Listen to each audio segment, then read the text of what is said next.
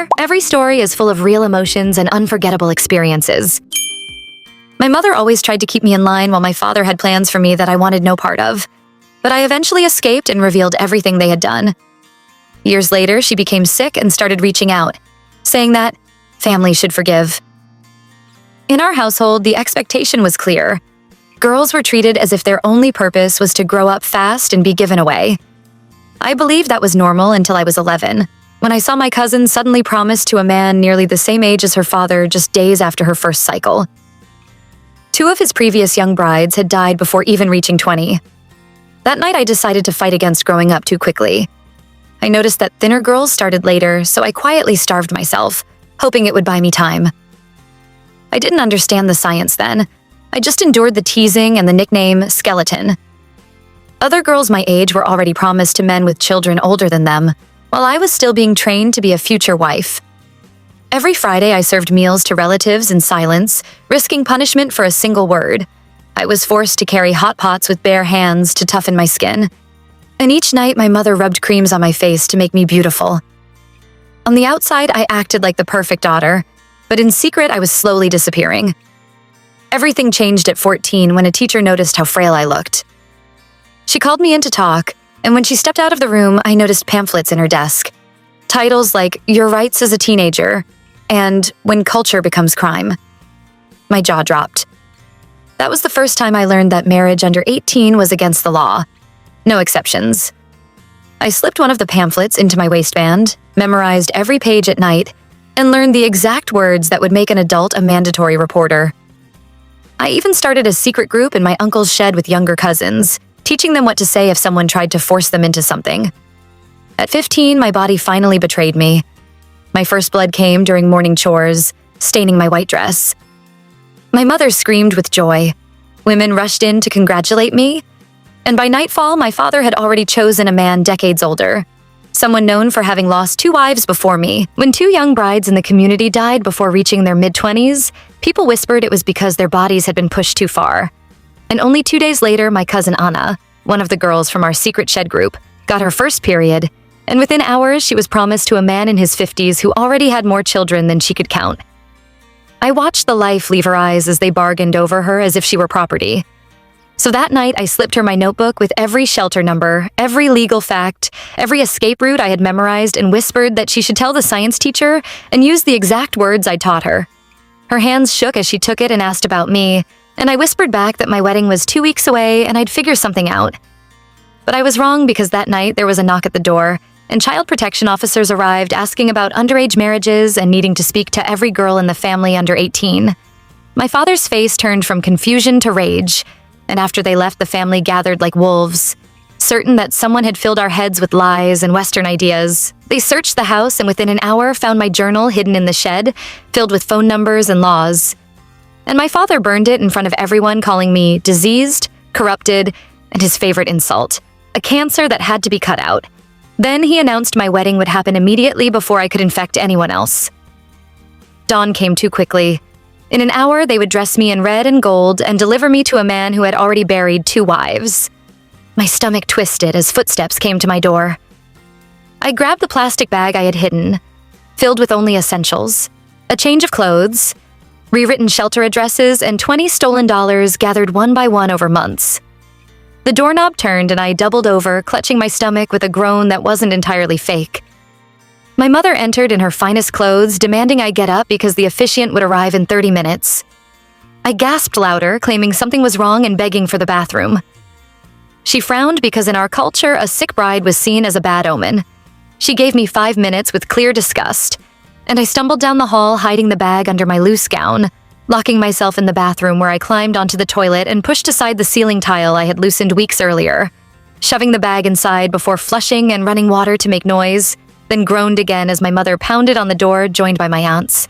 I climbed back onto the toilet and pushed at the tiny painted shut window I had been working on with a butter knife.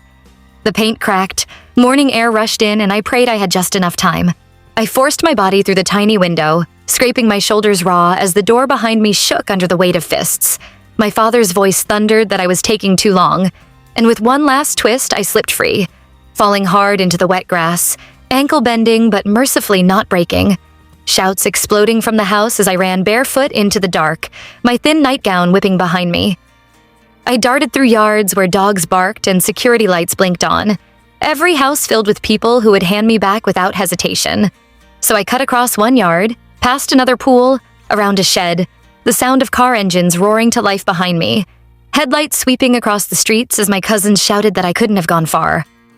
My feet bled across the pavement, glass biting deep into my heel, but I didn't dare slow down, diving through rose bushes that tore my skin as a car screeched past, praying the woman who owned the house I crossed wouldn't recognize me as one of them. The bus stop appeared like a miracle just as the morning bus hissed to a halt, and though I realized in horror I'd left my money behind in the bag, an older woman pressed change into the machine for me and gently guided me to sit, tissues in her hand, whispering that I mustn't go back. From the window, I saw Omar's furious face as the bus pulled away, but the stranger shielded me with her body until downtown swallowed us both, and when she left, she slipped a $10 bill into my palm, urging me to keep going. My legs shook as I stumbled through the courthouse doors, leaving smears of blood on the marble, security guards staring but not stopping me, the clerk with kind eyes hurrying from behind her counter to ask if I needed help. I repeated the words I had practiced for months, telling her my age, that I was being forced into marriage that very day, and she pressed papers into my hands, asking where I would stay, while I rattled off the address of the shelter I'd memorized, silently begging that they would have room for me. As my forgotten phone buzzed endlessly in my hidden bag, filled with missed calls and voicemails from every person I was running from, the courthouse clerk helped me fill the forms, her face hardening as I told of his dead wives, pregnancies before 23, and the forced wedding that day. A judge signed an emergency order, and I left clutching it, but the shelter was full until Thursday. No bed, no plan. I thought of Ms. Rodriguez, the teacher who'd left pamphlets in an unlocked drawer. After 3 buses, I found her at school, alone on a Saturday. She rushed to me, saw my bloody feet and torn nightgown, cleaned my wounds, and I broke down, telling her they were marrying me off to a man who'd buried 2 wives. She called CPS, but at 15, with only cuts and glass in my feet, it wasn't enough. Then my phone rang. My father's calm voice said I was unstable, needed medication, that they worried for me. She told me to reset my phone. They were tracking me. Then called everyone she could, but no one would help. Car doors slammed outside. She locked the classroom, pulled blinds, whispered to stay quiet. Male voices echoed, my father saying I was sick, that I needed help. The handle rattled, knocks grew harder. I'll call 911, she whispered. But I grabbed her hand, showed my burns and bruises, and said, wait, let me try something first. I showed the marks my mother left when forcing me into the wedding dress and the scars on my back from years of Friday punishments. Ms. Rodriguez's hands shaking as she snapped photos. Why didn't you ever show anyone this? She asked. Because I thought it was normal, I whispered, until I read your pamphlets. She dialed 911, saying men outside were trying to break in and that I was in immediate danger.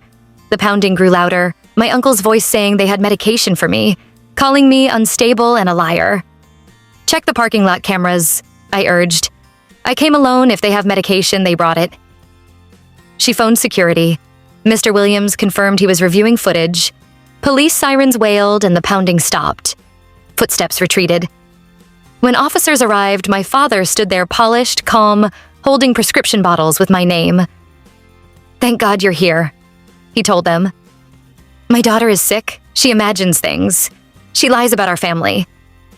The officers separated us. One stayed with me and Ms. Rodriguez. Others spoke with my father and uncles.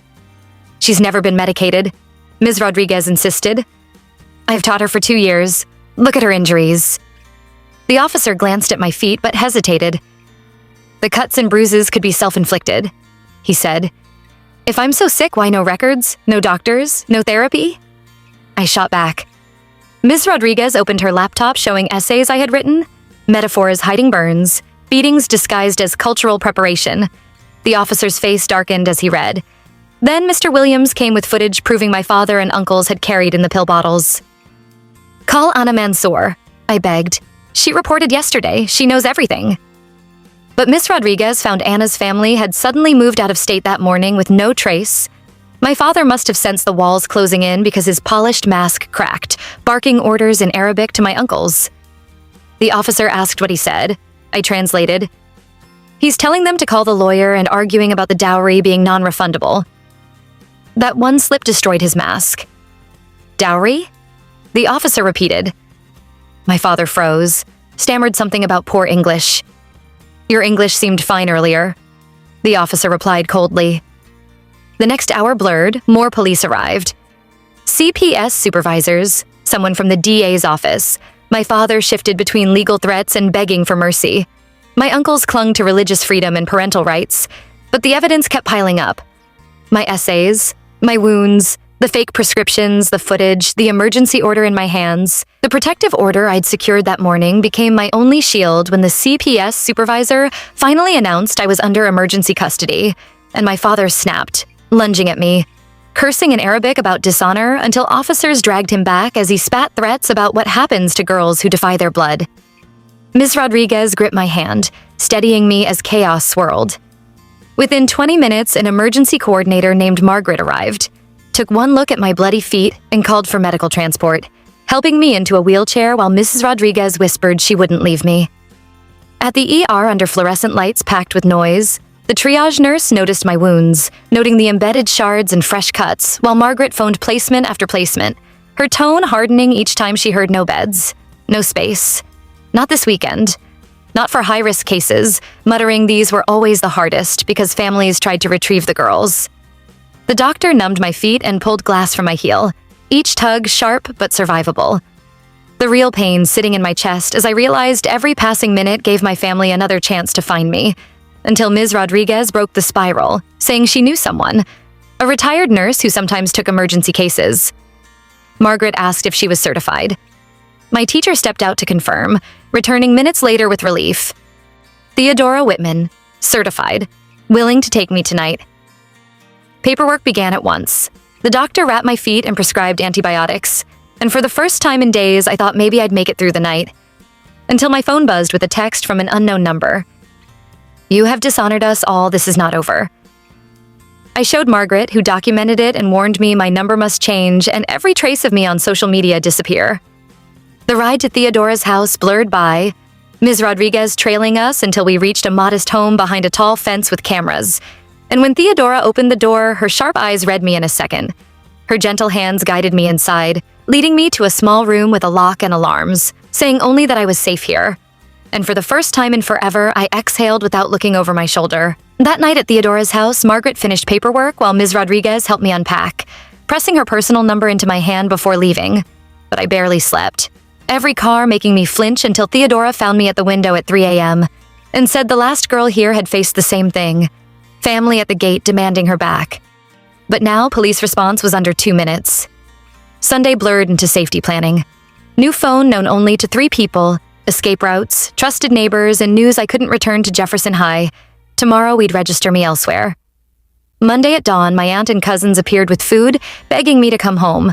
But Theodora ignored them and called police, my cousin leaving a sign. We love you, come home. That afternoon, Margaret warned my father had hired a lawyer, claiming parental alienation, but with CPS and the order, it was unlikely. Tuesday flowers arrived with a card from my mother, Theodora photographing and discarding them, reminding me to document everything. Wednesday, I started at a new school under sealed records, but a familiar work truck from my uncle waited after class. I ducked inside until Theodora came, recording as she walked me to the car. Thursday's mail brought legal papers, my father petitioning for my return, citing cultural identity. But Margaret connected me with Patricia, a sharp legal aid attorney who promised to counter with abuse records, child welfare, and my right to safety. Patricia warned my testimony could matter, maybe even in court, though she'd try to shield me. But Friday morning, Theodora woke me with my father's Facebook post. My photo beside claims I was mentally ill, brainwashed, in need of rescuing. And by afternoon, it spread through WhatsApp groups, people calling me sick, some hinting at rewards. Patricia called it intimidation, but the damage was done. The worst came when my younger cousin Margie appeared in a video with her mother, reciting that I'd lied and betrayed my culture, begging strangers to bring me home. Her flat eyes breaking me until Theodora pulled me close, reminding me twisted love didn't make my choice wrong. Saturday, a woman came to the door claiming to be from a law office, but I recognized my cousin Sarah in disguise, slipping me an envelope of photos. My frail grandmother, my sister's birthday missing my chair, my mother cooking my favorite dish, and finally Anna between our parents with an engagement ring and dead eyes. A note saying she was home and happy now, and I whispered they were forcing her to. Patricia cursed, warning if Anna recanted, it could ruin everything. Sunday men were seen photographing the house, gone before police arrived, proof they knew where I was. Margaret suggested moving, but Theodora refused, saying running would hand them victory.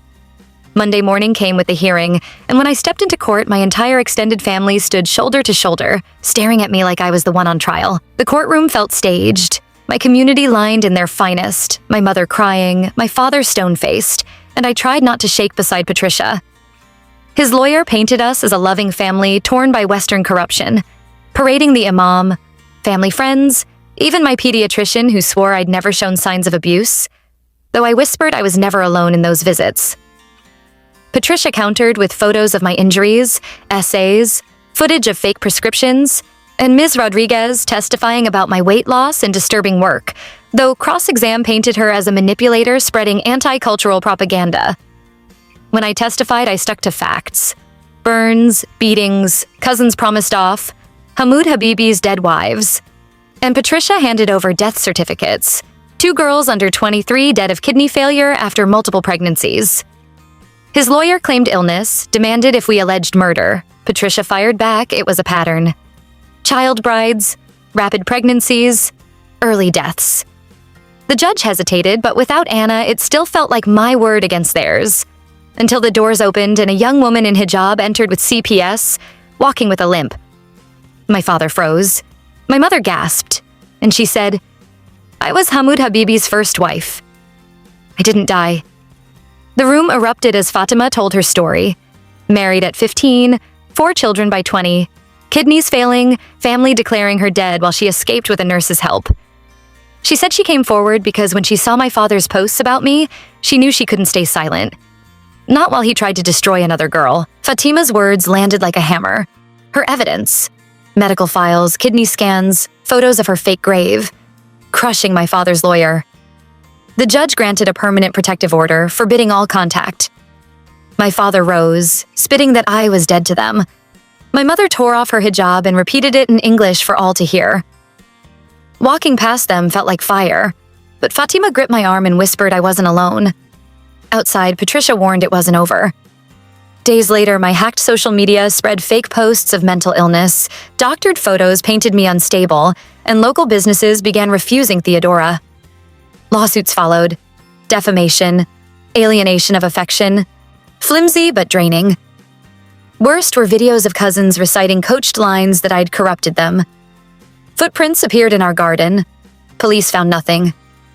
A cultural mediator arrived promising reconciliation, then a therapist, a cleric, a distant relative with tales of my dying grandmother.